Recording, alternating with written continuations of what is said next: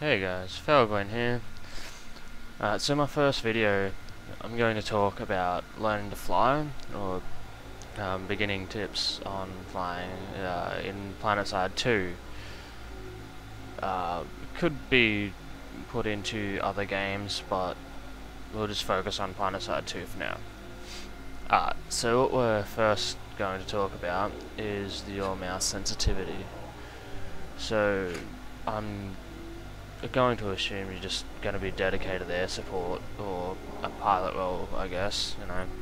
You're going to have a mouse with the two sensitivity buttons near the mouse wheel. I'll assume you've already got something like that, considering you're mostly all gamers anyway. So, moving on. Upon entering the aircraft, what you want to do is hit the sensitivity up to its max. Then just sort of move the mouse around to get a better feel for it until it's your sort of sensitivity, until you feel good with it. You don't want it too high, but when you're in a battle or something, it's you'll panic or something like that. You might move it, overcorrect it, something, and that can be pretty. It can ruin your day, basically, obviously. But you obviously don't want it too low for the lack of maneuverability. You can't get it out of situations or anything like that. Personally, I use 5000 DPI when piloting for the quick maneuverability and getting out of tight situations. So it's just it's up to you really what you want to do, but high sensitivity is the way to go. So moving on to the second tip, general controls. So as you can probably guess, Planetside 2 aircraft are significantly different to most other aircraft in other games.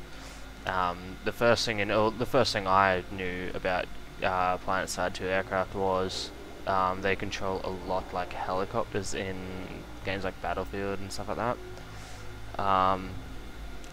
So like you hold down W to go forward, S to brake, A pivot left, D pivot right, space ascend, and I'm pretty sure control is descend.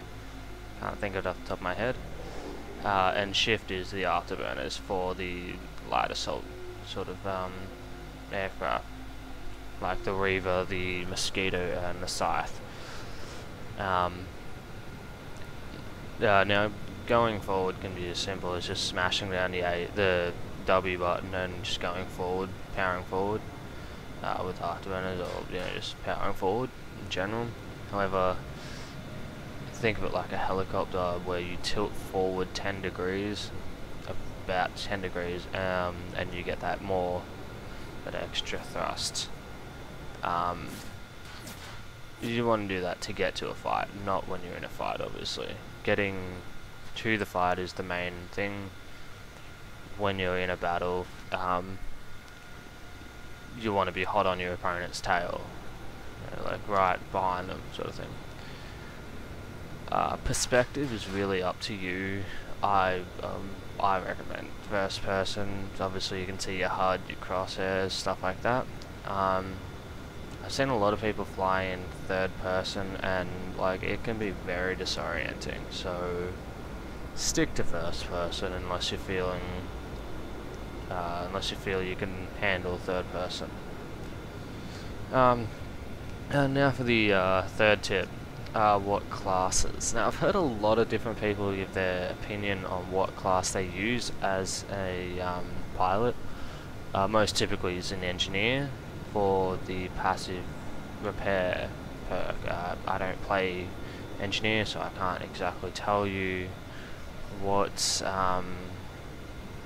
that perk would be. So I've just heard that you could get a passive perk of repair. But personally, it really depends on what pilot role you're taking.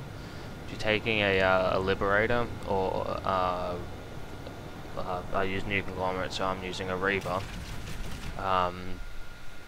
It depends on what you're doing. If you're using one of those, like an attack vehicle, like air support, you want not light assault, for the fact that if you're under attack, which you'll see in the video just up ahead a bit more, when you're being attacked, you don't want to die, obviously. You want to fight.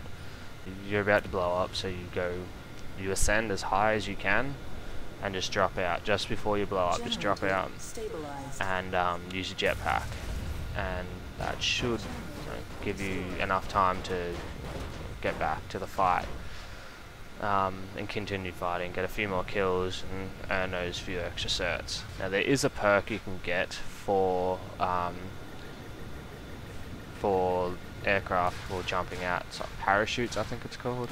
However, that's 500 certs. That 500 certs could be sent on something a bit better, like a weapon, for example, maybe. But anyway, if you're in a galaxy, like if you're a transport, you definitely do want engineer, or yeah, just engineer mostly. If you have that passive perk, again, I can't confirm if it's what that perk is, so leave in the comments what it is. You have that perk, you can probably last a little bit longer to drop your troops off, turn around, go back, get more, or just even last that little bit longer to get to the fight itself. You have aircraft attacking the shit out of you, and you can blow up pretty quickly from that. And when dropping out of, you can drop out of a galaxy and you take no damage whatsoever. So all in all, guys, that's the tips that I could really think of on such a short notice. Or the tips that I could think of anyway. Just practice with those at the warp gate until you think you can have got the hang of it, and then hit the battlefield and test your skills against the opponent. Because the best way to get better is to actually fight someone rather than just flying around in the warp gate. So anyway, guys, keep it greasy. It's the one and only Fellglint.